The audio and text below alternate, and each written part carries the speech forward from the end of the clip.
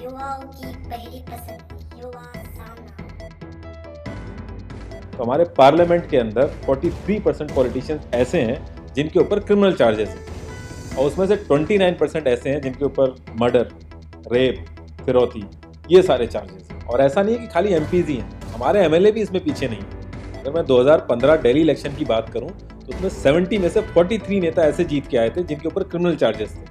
और अगर करंट की बात करें तो 37 एमएलए ऐसे हैं जिनके ऊपर क्रिमिनल चार्जेस हैं। और ये ऐसा नहीं है कि किसी ने आरोप लगा दिया या एफआईआर है, ये वो चार्जेस हैं जो सुप्रीम कोर्ट के अंदर फ्रेम हो चुके हैं। मतलब पुलिस गई है, वहां पे उसको एविडेंस कंफर्म हुए हैं, आई विटनेसेस मिले हैं, ये वो चार्जेस हैं। ये प्रॉब्लम तो बहुत ही छोटी सी है कि पार्टीज क्रिमिनल्स को टिकट ना दें और लोग क्रिमिनल्स को वोट ना दें। लेकिन इस छोटी सी प्रॉब्लम के लिए 1999 से लड़ाई चल रही है और अभी तक इसका सोल्यूशन नहीं है।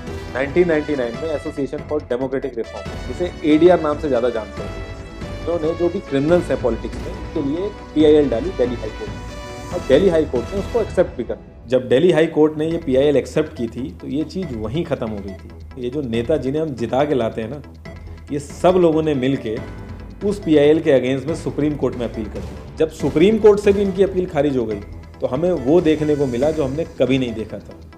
ये सारी पार्टियां एक हो गई। जब हमारे देश की सिक्योरिटी की बात आती है, उरी अटैक हो गया, बालाकोट हो गया, या हमले वाली सिचुएशन बनती है, तब भी ये पार्टियां एक नहीं होती। लेकिन इस चीज़ के लिए ये सारी पार्टियां एक हो गई और ये सारी चीज़ें एक ही जगह आके फंस जाती हैं।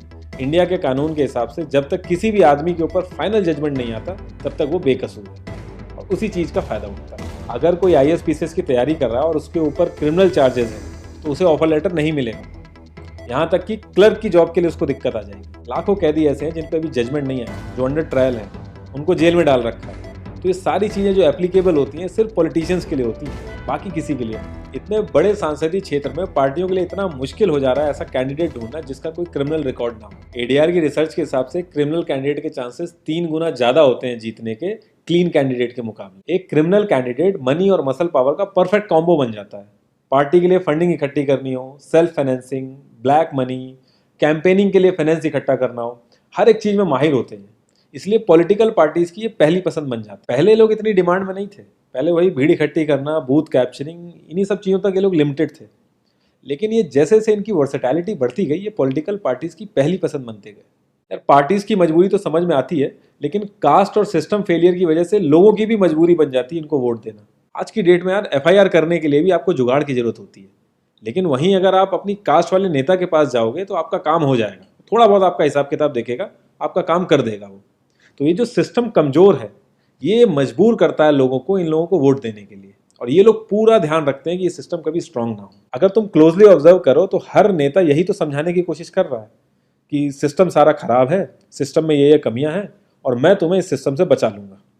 और गरीबों के हक के लिए लड़ते लड़ते लड़ते वो खुद अमीर हो जाता है। यार जीतने का एक सुपर हिट फॉर्मूला है, एक एरिया डिसाइड करो, उस एरिया की कास्ट कैलकुलेशन कर लो, जो कास्ट मेजोरिटी में है उसका रॉबिन हुड टाइप या एक बाहुबली टाइप एक नेता खड़ा कर दो।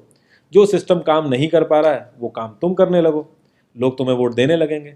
इन केस अगर कोई ज़्यादा होशियार बन रहा है या लोगों में ज़्यादा समझ आ गई है तो एक छोटा सा दंगा करा दो, लोगों की मजबूरी बन जाएगा तुम्हें वोट करना। Centre for media studies CMS, इसके हिसाब से लास्ट लोकसभा जो 2019 का था उसमें 50,000 करोड़ से भी ज़्यादा पैसा इन्वॉल्व था। पूरे वर्ल्ड में इंडिया सबसे ज़्यादा पैसा खर्च करता है इलेक्शन में, यूएसए से भी ज़्यादा। तो यार तुम्हें क्या लगता है, इतना पैसा खर्च करके कोई जब आएगा तो वो रिटर्न ऑफ इन्वेस्टमेंट नहीं देखेगा? ऐसे ये सारी पार्टीज आपस में कितना लड़ती रहती हैं, कितने वैचारिक मतभेद हैं इनके आपस में, लेकिन जब भी ट्रांसपेरेंसी इन पार्टी फंडिंग की बात आती है ये सब लोग एक जैसा राग अलापते हैं। ये लोग कभी भी पार्टी फंडिंग में ट्रांसपेरेंसी आने ही नहीं देंगे। एक बार जब ये लोग पावर में आते हैं ना तो पूरा का पूरा सिस्टम इनके हिसाब से चलता है, और जो पुलिस वाले इनके हिसाब से नहीं चलते ना उनका ट्रांसफर हो जाता है। 144 पुलिस ऑफिसर्स 1 लाख लोगों की सिक्योरिटी देख रहे हैं, और जब हमारे नेताओं की बात आती है तो 47,000 पुलिस वाले 14,842 नेताओं को सिक्योरिटी दे रहे हैं।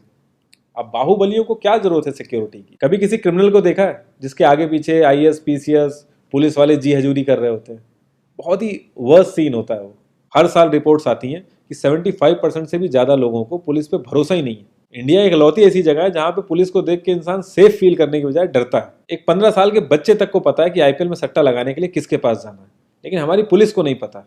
और ये सारा सिस्टम, ये जो वीक सिस्टम है, हमारे नेताओं को बहुत सूट करता है, क्योंकि जिस दिन ये स्ट्रांग हो गया तो इन सब की दुकानें बंद हो जाएंगी। इंडिया की 65% आबादी 35 की एज से नीचे है।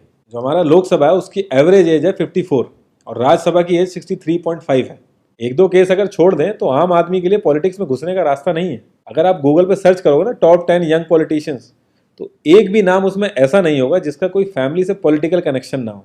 आज़ादी के बाद से 0.5% से भी कम पॉलिटिशियंस ने अपने बच्चों को आर्मी में भेजा है।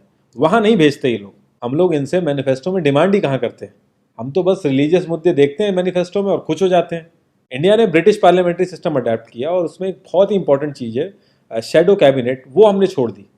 इसके बारे में बहुत ही कम लोगों को पता है और ये लोग हमें पता लगने भी नहीं देते। तो इसमें होता यह है कि अगर मैं फाइनेंस मिनिस्ट्री का ही एग्जाम्पल लूँ तो जो भी रूलिंग पार्टी का फाइनेंस मिनिस्टर है उसके पैरेलली एक ऑपोजिशन का भी फाइनेंस मिनिस्टर असाइन हो जाएगा और जो रूलिंग पार्टी का फाइनेंस मिनिस्टर है उसकी एक्टिविटीज़ को ऑपोजिशन का फाइनेंस मिनिस्टर लोगों तक पहुंचाएगा। और इसी तरीके से हर डिपार्टमेंट में होता है और लोगों के लिए बड़ा बेनिफिशियल रहता है ये, क्योंकि एक छोटे से छोटे काम के लिए हमारे इंडिया में बहुत सारी मिनिस्ट्री इन्वॉल्व रहती हैं, तो एक्चुअल में किस नेता की गलती है पता ही नहीं चल पाता है। इस तरीके के बहुत सारे कॉन्सेप्ट हैं जो हम लोगों को पार्टी से मैनिफेस्टो में डिमांड करने चाहिए, क्योंकि हम लोग तो हमेशा मंदिरों और मस्जिदों के लिए ही लड़ते हैं। ये सारी चीज़ें एकदम से तो सही हो नहीं जाएंगी, लेकिन एक चीज़ हमारे हाथ में है कि यार हम कम से कम किसी क्रिमिनल को तो वोट ना दें। और ऐसा तो होता नहीं कि सारे के सारे लाइन से क्रिमिनल ही खड़े हो जाते हैं। हमें बस इतना करना है कि जो भी कैंडिडेट क्रिमिनल है हमें बस उसे वोट नहीं देना है, भले ही वो हमारी फेवरेट पार्टी का हो, भले ही वो हमारी कास्ट का हो। बस एक दो बार हमें ऐसे करना है, फिर इन लोगों को टिकट ही मिलना बंद हो जाएगा पार्टियों से। जितनी रिसर्च हम अपना मोबाइल फ़ोन खरीदने में करते हैं ना, उसकी 10% रिसर्च भी अगर हमने अपने कैंडिडेट के बारे में कर ली तो ये क्रिमिनल जितने भी हैं पार्लियामेंट में नहीं दिखेंगे, ये वहीं दिखेंगे जहाँ इनको होना चाहिए। लास्ट में एक ही क्वेश्चन पे मैं इस कॉन्वर्सेशन को एंड करूँगा कि पॉलिटिक्स अगर समाज सेवा है तो सैलरी क्यों, और अगर नौकरी है तो एग्ज़ाम और क्वालिफिकेशन क्यों नहीं।